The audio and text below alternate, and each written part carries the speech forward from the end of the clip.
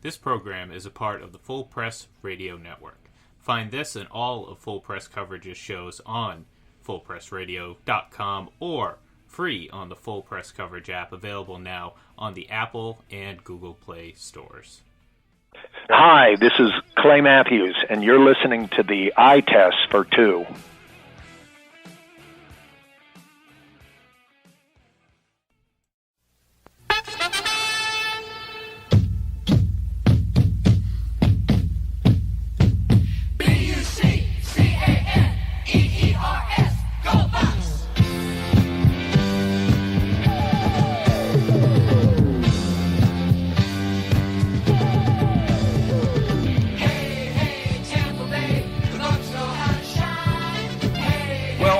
The Super Bowl edition of the Eye Test for Two podcast. I'm Clark Judge. I'm Ira Kaufman.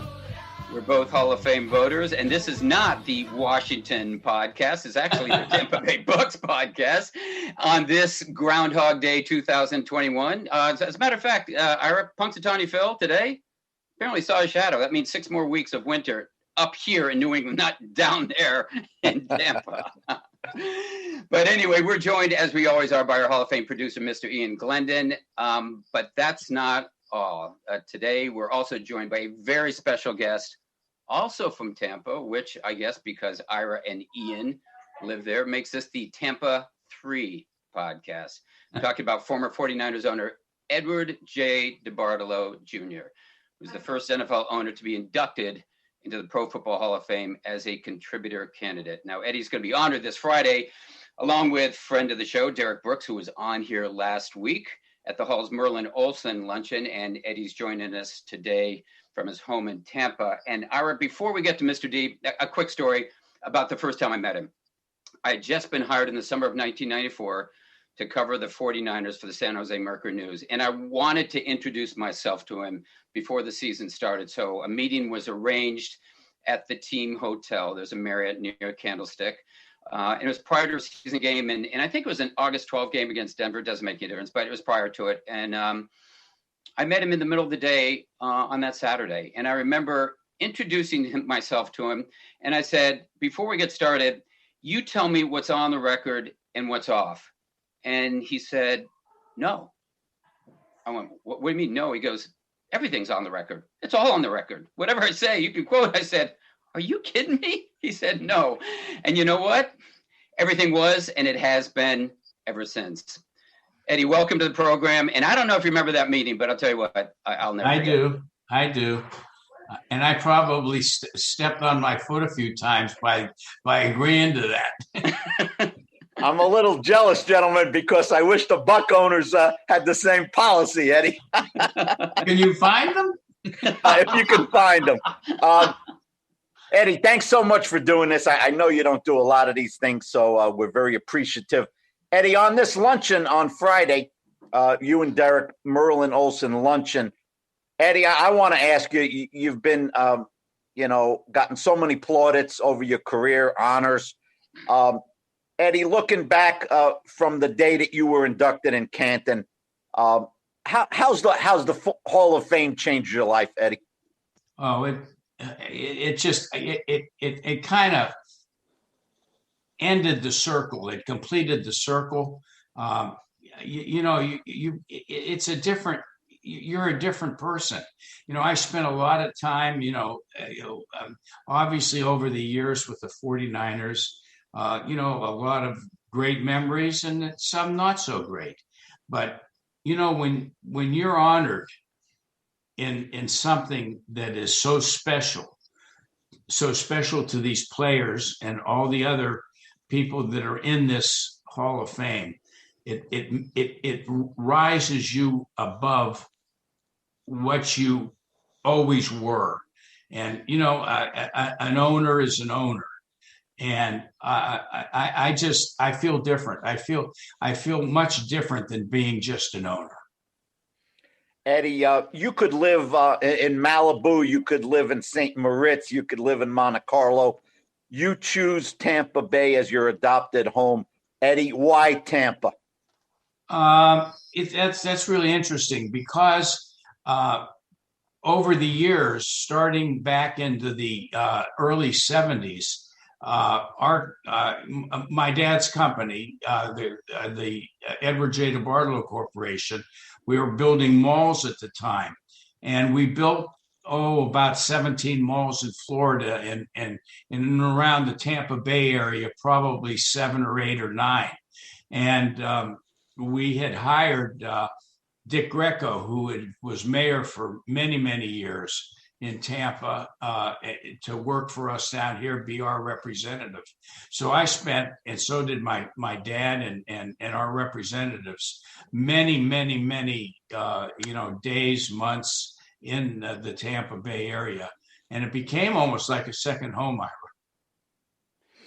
We're speaking with Eddie Debartolo on the Eye Test for Two. And Eddie, I want to go back to something you said earlier. You said, I feel much more than an owner. What do you feel like then? What much more than an owner? Then how do you see yourself?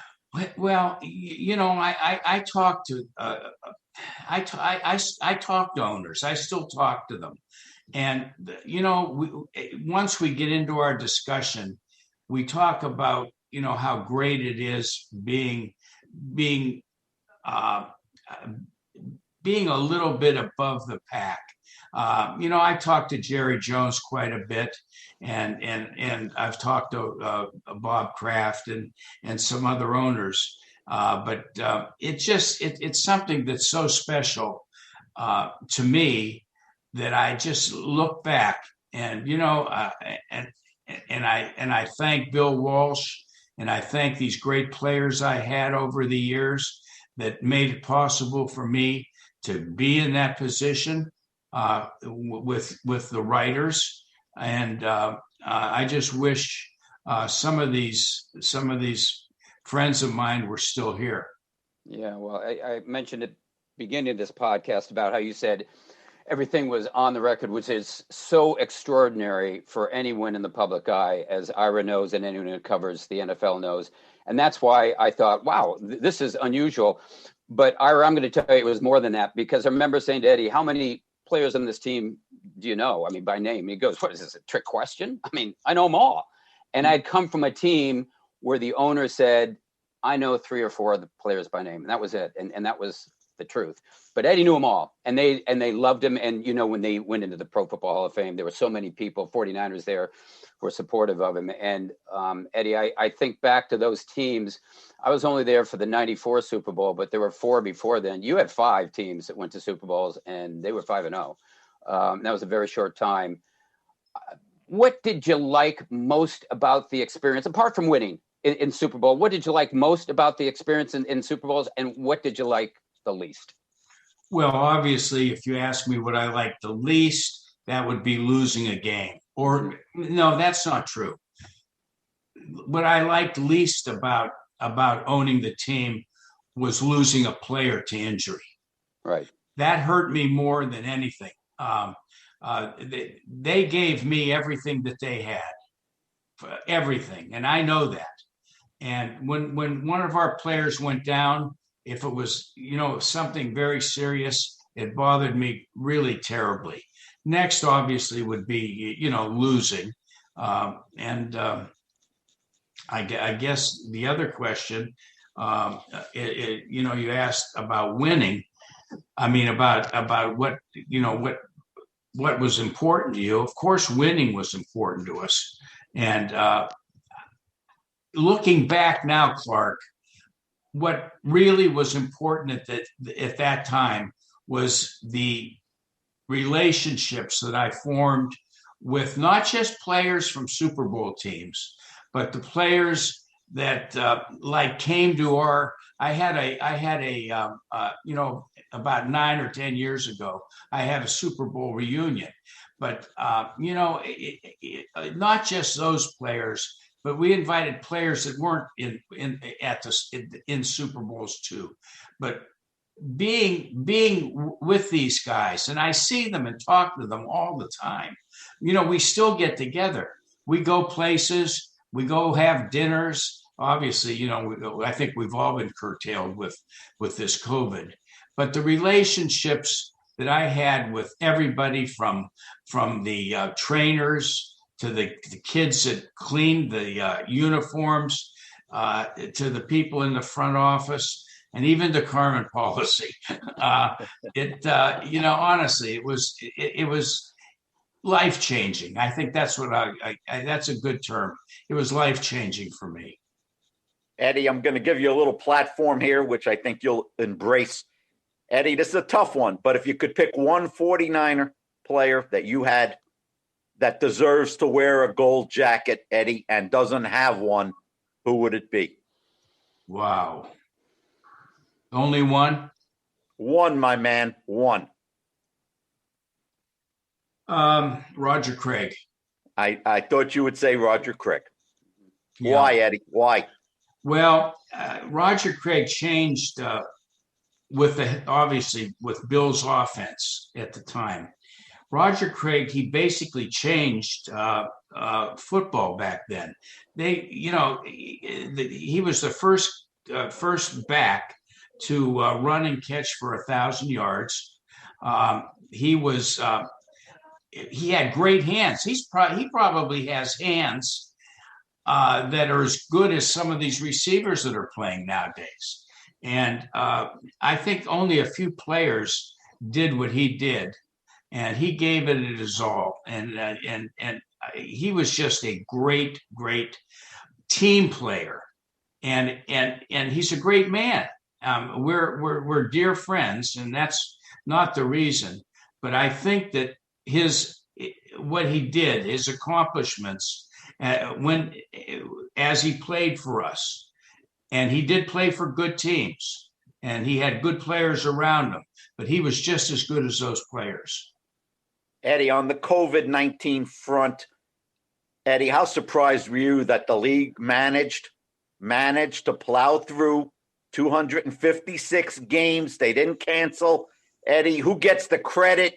And, how important was it that the NFL did this? That I sat down, and I think what happened in the NFL for this season is something that they'll be talking about this long after we're all gone. I mean, what happened and to continue this season and to be able to play all those games and end up with a Super Bowl, albeit changed and different, is something that it's historic because of this horrible disease. I mean, you'll have one person that'll get a cold and a headache, and you'll have one other strong person that'll die. And these teams have gone through it.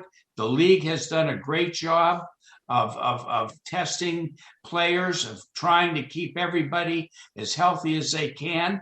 And they've ended up with what the NFL is all about, its premier game, the Super Bowl. And, who gets the credit? Roger Goodell, the people around him, his medical staff, and his medical, the doctors that talk to him about what should be done. I just think, honestly, it's basically a miracle that this season played through the way it did.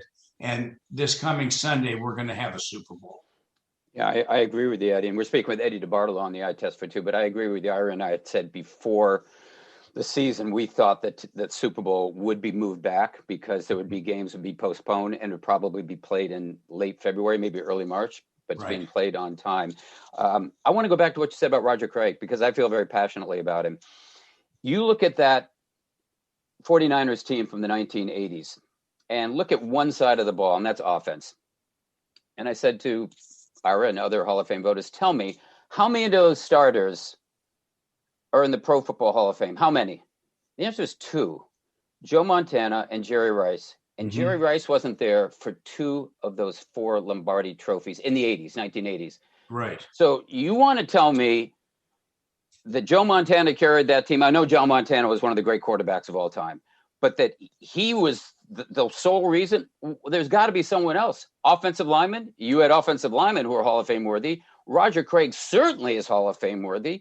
Yes. Been a finalist once. And in the meantime, I don't mean to denigrate the St. Louis Rams, but I guess I will. The greatest show on turf won one Super Bowl. One.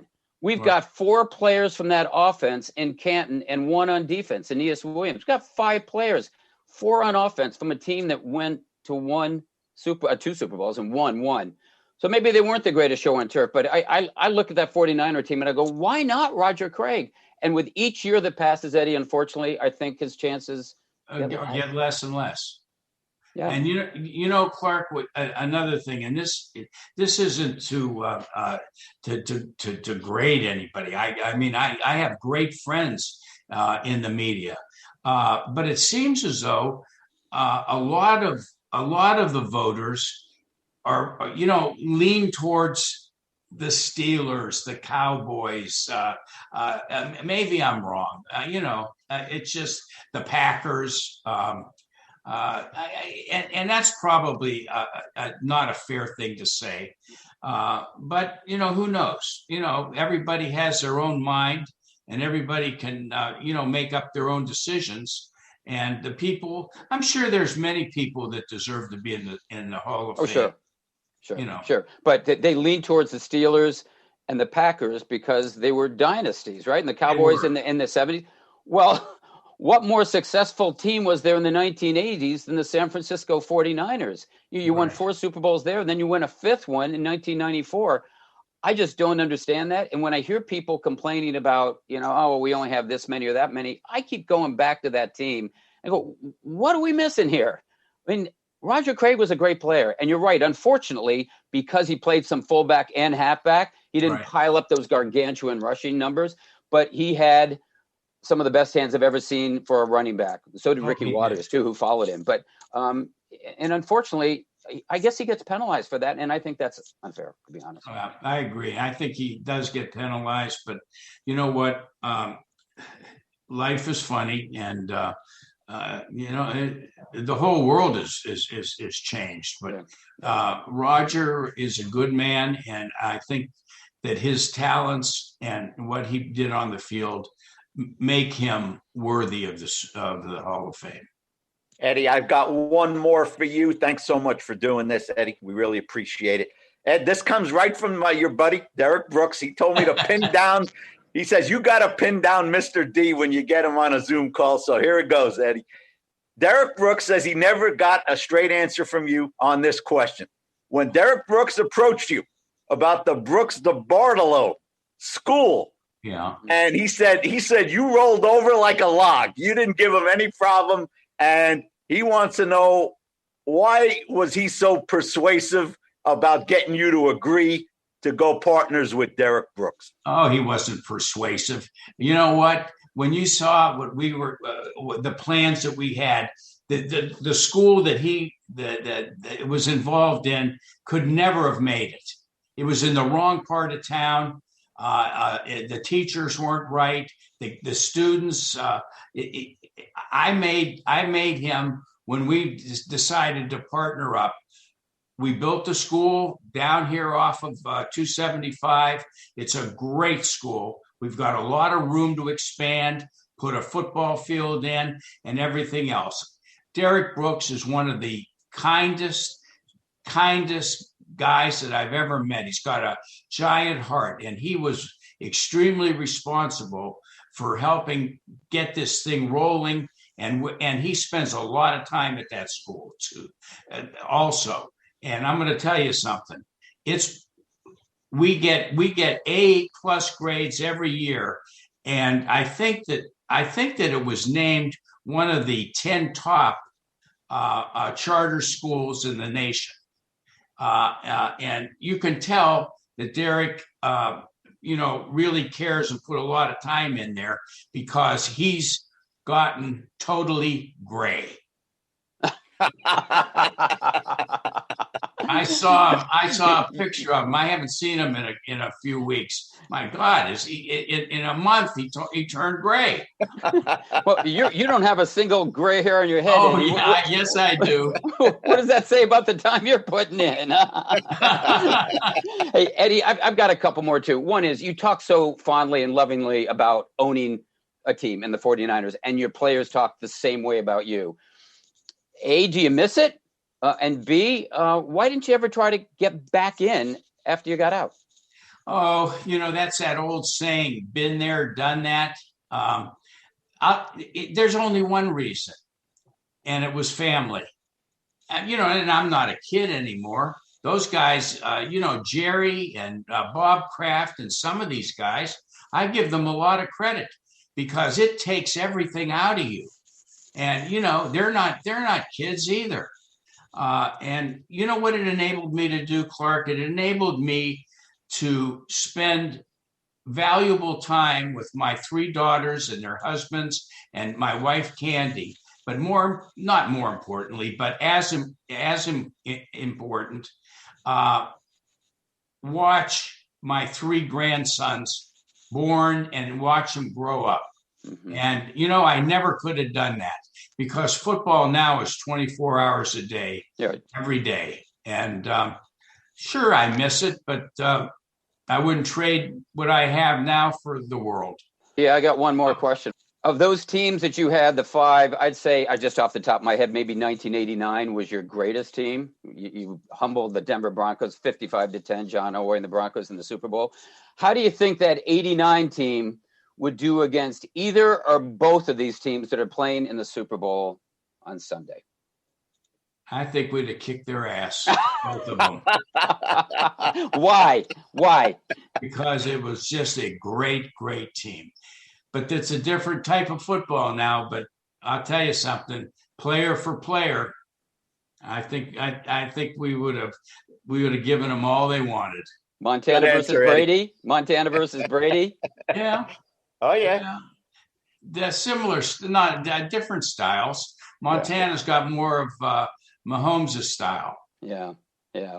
And Brady's from San Mateo. Unfortunately, the 49ers didn't draft him. Eddie, thanks so much, as always, for the time. And hopefully we'll see you in Canton this summer. Okay, Clark. And thank you, Ira. Thanks you both so much. Yeah, thank you. Stay well and stay healthy. You too. Thanks, Eddie. Thank you. That was former 49ers Eddie Debartolo, who'll be honored this Friday at the Merlin Olsen Luncheon in Tampa. And Ira, I loved what he had to say about those 89 49ers, boy. That's the reason you want somebody who says everything's on the record, because that's a direct shot. I mean, not the direct shot, but direct quote that you love to put in a headline somewhere. Maybe it'll appear somewhere, I think, Ian, it might. But that's a great quote. And that's because that's a guy who loved that team. And he actually demanded that kind of excellence from them. And they responded. You know what? I think he's right, Clark. Oh, so do I. I agree with him. And the 84 team might be a notch below the 89 team, but that was a heck of a team, even though they didn't have Jerry Rice. The 84 team. Yeah, I mean, they just had so many good players, but it was a terrific unit. And unfortunately, Bill Walsh wasn't there at that time. His players were, but they had an equally good coach who I don't think gets enough credit. That's George Seifert. People say won with Bill Walsh's players, but George Seifert did a wonderful, wonderful job with that team, and then comes back in '94 to win with different players, but Steve Young as his quarterback, and that was a great team as well. Clark, that '89 Super Bowl, you were there. It was in New Orleans. They were playing Denver, I believe. Yeah, Denver, 55-10. And Clark, the one thing I'll never forget. I mean, I'm sitting in the press box. The game starts. And within the first few minutes, Jerry Rice runs a slant and nobody covers him. Mm-hmm. He goes 70 yards with a touchdown.